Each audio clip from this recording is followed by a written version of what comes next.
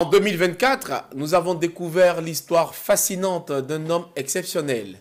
Il s'agit de Marcelo Monti, ce voyageur intrépide qui décide de parcourir le monde à pied. Dans le courant du mois de juin, notre reporter d'images Samson Oula est allé à sa rencontre. Dans le cadre de notre émission spéciale de rétrospective 2024 sur cette info, Samson Oula est sur le plateau pour nous parler de l'entretien qu'il a bel et bien eu avec Marcelo Monti. C'est un réel plaisir de t'avoir, Samson. C'est un plaisir partagé, Daniel Kodjo.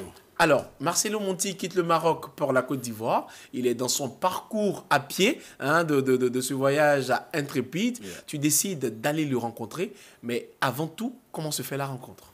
Vous savez très bien qu'un journaliste, ce sont des sources. En effet. Voilà, des sources d'information.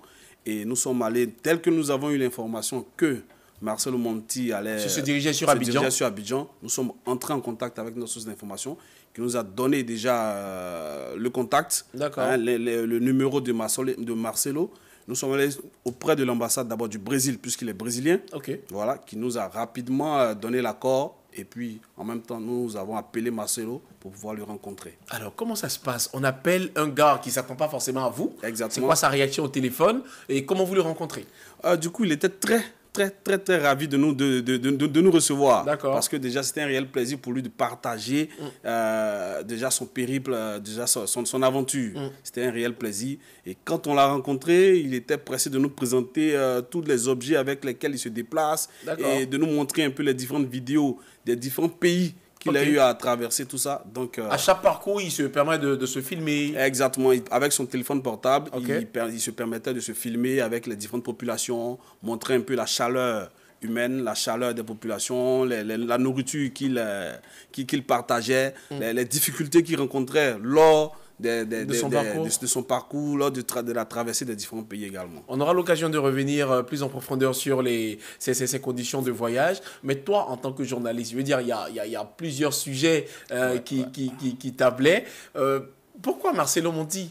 Oui, c'est vrai. Ben, au fait, c'est quand même un peu une histoire. D'accord. Marcelo voit quelqu'un qui décide de faire le tour du monde à pied. C'est quand même une histoire qui est assez particulière. Donc, du coup, dès que l'information m'est venue, j'ai décidé quand même de pouvoir aller auprès disons, de ce sujet, adopter ce sujet parce que c'est quand même particulier. Voilà, et le traiter ça avec beaucoup d'amour et puis beaucoup de passion. Et tu l'as traité avec beaucoup d'amour et de passion. On aura l'occasion de le voir pour le pur plaisir de nos différents téléspectateurs. Mais tu l'as rencontré. Est-ce qu'il ressemble à quelqu'un réellement qui marche? Parce que beaucoup doutent encore. Oui, effectivement. Beaucoup même doutent même qu'il a dû traverser le Maroc, du Maroc. Parce que comment il est arrivé ici en Afrique? Dis-nous. D'abord du Brésil. Il a emprunté un bateau, un navire qu'il a descendu au Maroc. D'accord. Et du Maroc, il a marché. Du Maroc, Mauritanie, Sénégal, Guinée, Libéria, Abidjan, Côte d'Ivoire. Voilà. Et ça faisait autour pratiquement près de 15 700 km. À pied? À pied. Voilà. Et il t'a montré ses pieds, lui? Oui, il m'a montré ses pieds. Il a montré un peu ses techniques de marche. Il nous expliquait un peu... il y a des techniques pour marcher. Voilà, c'est ça. Les téléspectateurs auront le temps de pouvoir voir un peu le reportage. En effet. Mais il nous a montré un peu des techniques de marche. Comment il se permettait de se reposer quand il est fatigué. Comment il arrivait à pouvoir à soulager ses pieds. D'accord. Et quels sont les types de chaussures qui étaient habilitées à lui permettre de faciliter. Il y a des chaussures adaptées pour le genre de longue marche. On va pas faire durer le suspense. La régie me fait savoir que le film, il est prêt. Mesdames et messieurs, restez avec nous. On vous propose le reportage de Samson Oula, qui est donc relatif au voyage à pied de Marcelo Monti. On regarde. Depuis plus de 3 ans, il arpente les routes et sentiers des différents continents, refusant tout moyen de transport autre que ses propres pieds. Marcelo Monti, professeur de philosophie brésilien, vient d'arriver à Abidjan après une marche de plus de 3 ans parcourant près de 15 700 km à travers 17 pays. Nous sommes venus à sa rencontre.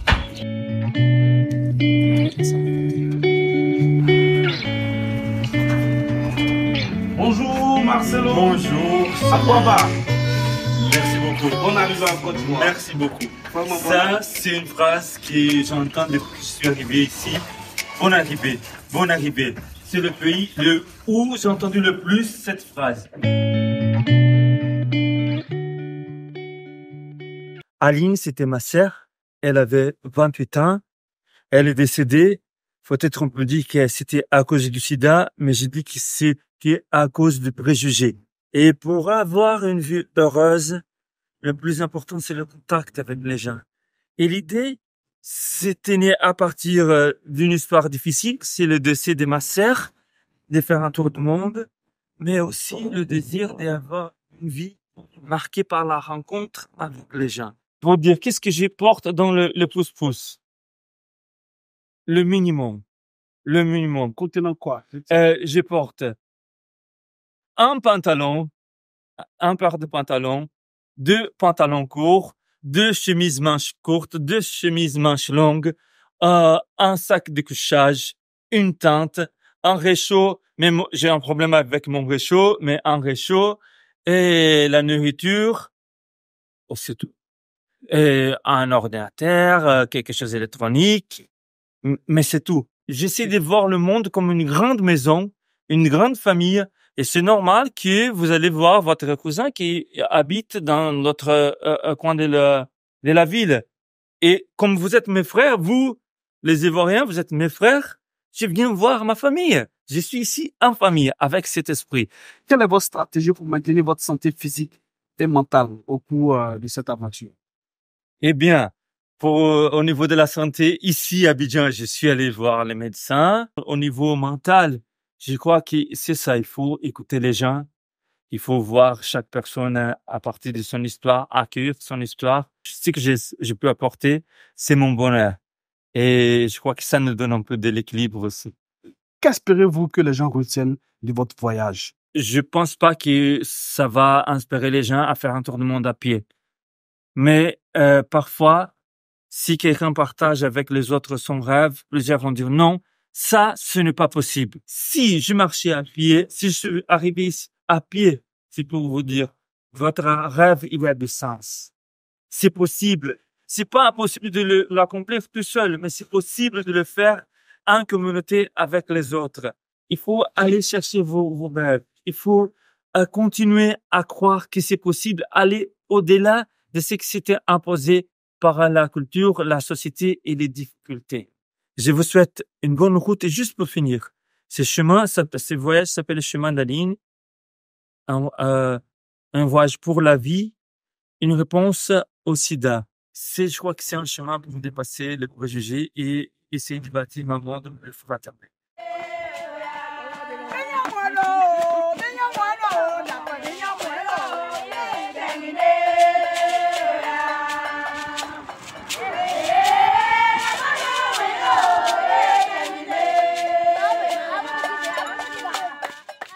Mesdames et messieurs, vous venez de voir Marcelo Monti, l'homme qui parcourt le monde à pied, un reportage signé Samson Oula, qui est bel et bien sur ce plateau de rétrospective 2024 sur cette info. Alors, tu l'as réalisé, bravo, merci. Félicitations. Merci. C'est un très beau reportage. Je crois que cette info a été le seul média à offrir une telle lucarne. On a eu l'exclusivité à offrir justement à Marcelo Monti. C'est un philosophe. Exactement. Il y a quelque chose qui m'a marqué dans ce qu'il racontait, c'est la motivation de ce parcours à pied.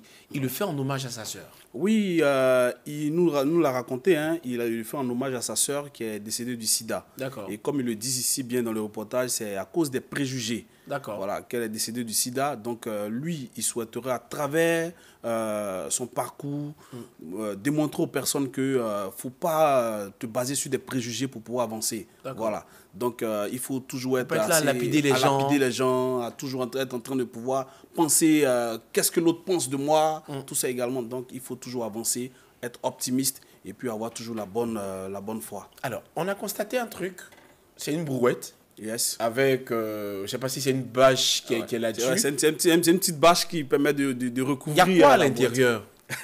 Oui, cette question, plusieurs me l'ont demandé. C'est juste, soit c'est sa chaussure, de l'eau et puis une couverture. Voilà, une couverture. Parce que comment quand il se déplace, quand il arrive dans un environnement, soit dans un village, il essaie de se rapprocher des personnes, des populations ou bien d'un habitant qui demande un peu les services de ces personnes en expliquant déjà l'objet de son parcours, l'objet de son trajet. Et puis, toujours comme les personnes sont assez chaleureuses, elles lui ouvrent la porte et puis il parcourt son périple en combien de temps dans la journée? Parce que je me pose des questions sur la nuit. Quand la nuit est tombée, qu'est-ce qu'il fait? Quand la nuit est tombée, il se rapproche, selon ce qu'il nous disait. Quand la nuit tombe, il se rapproche plus pratiquement du village le plus proche. Il fait en sorte de pouvoir se rapprocher du village le plus proche. D'accord. Voilà, du village le plus proche. Et là, il reste là pour la nuit. Et en même temps, le lendemain, il reprend la route. Mais il ne fait pas de marche de nuit. Il ne fait pas de marche de nuit. Voilà, il ne faisait pas de marche de nuit. Il les entame que dans la journée. Que dans la journée. Alors, pour des raisons de sécurité. Il a certainement une carte géographique qui lui permet de savoir à combien de kilomètres il y a une autre localité. Exactement. Et savoir en fonction de sa marche combien de temps il peut mettre sur la route. C'est ça, exactement. Alors, il a aussi entendu parler beaucoup de Aqaba. C'est un mot chaleureux qui Oui, il dit que dès qu'il a franchi la frontière, puisqu'il a quitté du Libéria, quand il est arrivé au Libéria, du Libéria, il est rentré en Côte d'Ivoire. Et les premières personnes qui l'ont accueilli sur le territoire ivoirien lui ont dit Aqaba. D'accord. Aqaba. Il a entendu Aqaba de Tabou jusqu'à San Pedro, de San Pedro jusqu'à Abidjan. Donc il dit, mais Aqaba, il ne fait qu'attendre Aqaba. Et comment il connaît la signification plus tard? Non, après, ce sont les autorités, puisque quand il est arrivé à Abidjan, il y a les autorités, nos policiers, qui l'ont arrêté au niveau du Banco, et là, qui lui ont demandé, mais vraiment, toi, qu'est-ce que tu fais avec cette charrette, tout ça, tu es en train de marcher? Il leur a expliqué tout ça, mon chien. Donc, Aqaba, quand il a dit Aqaba aux gens, ils ont dit, mais comment tu connais cette expression? Et là, ils lui ont dit que ça veut dire non, bienvenue, bonne arrivée, c'est notre manière de pouvoir accueillir les gens ici, tout ça. Alors, Samson, ce reportage, tu l'as réalisé. C'était quoi les difficultés rencontrées? En termes de difficultés, c'est vrai qu'il n'y avait pas assez, parce que le gars, il était très coopératif, il n'y avait pas assez de difficultés. Mais au côté technique surtout, puisque moi, je n'étais pas préparé. Lorsqu'ils t'ont donné le OK. Exactement. Vous avez beaucoup marché. Voilà, on a marché. Voilà, donc il fallait marcher avec lui, puisque lui, il faut se mettre dans la main. Quand vous regardez le reportage là, j'étais en tout noir, j'étais vêtu en tout noir. Voilà. Donc on a marché. Sur quelle distance? On peut se dire au moins, disons... Parce que là, tu l'as retrouvé dans la commune de Cocody. Dans la commune de Cocody. Donc, je le retrouve à la maison. Il nous fait partager un peu son café brésilien. D'accord. Voilà, là, je le signifie en même temps son café brésilien. Ensuite, on ressort, on dit, bon, il faut qu'on essaie de marcher un peu. Bon, il fallait aussi voir dans quelles conditions tourner le reportage. En effet. Soit on restait assis. Ça n'allait pas avoir tout son sens. Ça n'allait pas avoir tout son sens parce que c'est un marcheur. D'accord. Donc, je vois mon équipe. Je dis, bon, les gars, voilà ce qu'on va faire. Ce qui est intéressant, c'est que, puisque c'est le mec qui est venu pour marcher, le monsieur est là pour marcher, donc il va falloir qu'on se déplace. Donc, du coup, au niveau techniquement, au niveau des plans, il va falloir faire des plans assez qui ne seront pas assez... en tout cas, faites l'effort d'être stable. D'accord. Voilà, il faut que les plans soient stables, tout ça. Donc, j'ai briefé un peu mon équipe pour qu'on puisse avoir les différents types de plans. Et ensuite, on va marcher parce que ça n'a pas été assez facile. Alors, en tout cas, ça a été un bon reportage. On va terminer avec cette dernière question. Quelle leçon doit-on tirer de ce reportage réalisé sur Marcelo Monti? Oui, à travers ce reportage de Marcelo Monti, je crois qu'il faut dire qu'il faut voir l'homme, la motivation de l'homme. La motivation, le jusqu'au boutisme, si on peut le dire ainsi. Rien ne doit nous empêcher de faire ce qu'on veut. Exactement. Parce qu'il a vraiment voulu ce parcours et il est allé jusqu'au bout. Quitter le Brésil et arriver jusqu'en Côte d'Ivoire. Voilà. C'est un parcours. C'est un parcours. Et il faut le dire que normalement, Marcelo devait faire ce parcours, le tour du monde, c'était prévu pour 10 ans. D'accord. C'est pour 10 ans. Mais malheureusement, quand il a quitté la Côte d'Ivoire, il a franchi le Ghana. Il devait continuer encore son parcours par le Ghana, continuer un peu pour aller jusqu'au sud de l'Afrique. Mais Marcelo est tombé malade. Et il m'a fait savoir qu'il a dû écourter son parcours pour des raisons de maladie. D'accord. Il est arrivé au Ghana. Et étant au Ghana, ils lui ont diagnostiqué une maladie un peu très sérieuse. D'accord. Donc du coup, il était obligé de courter avec beaucoup de peine. Avec beaucoup de peine, il a écourté son voyage. Donc il est rentré sur le Brésil.